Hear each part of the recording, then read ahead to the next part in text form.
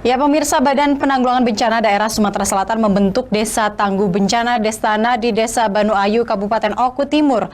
Pembentukan Desa Tangguh Bencana ini diharapkan mampu membantu mengatasi ancaman bencana.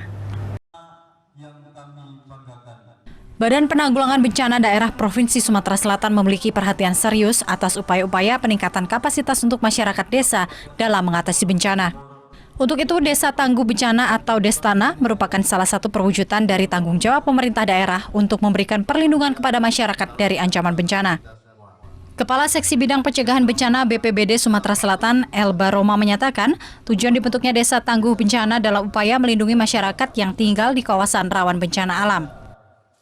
Selain itu, Desa Tangguh Bencana juga meningkatkan peran serta masyarakat dalam pengelolaan sumber daya alam untuk mengurangi dampak bencana, meningkatkan kapasitas kelembagaan masyarakat dalam pengelolaan sumber daya alam, dan pemeliharaan kearifan lokal bagi pengurangan resiko bencana.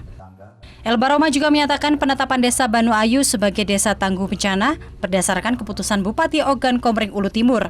Bencana bukan hanya urusan kemanusiaan semata, namun juga akan berdampak investasi pembangunan ke depan.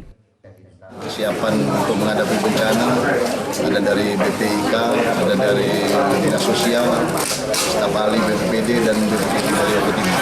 Harapan kita khususnya di Desa Banu Ayu dan Banu Mas Kabupaten Oku Timur ini masyarakatnya nanti memang terlatih untuk menghadapi terutama bencana kebakaran hutan dan lahan.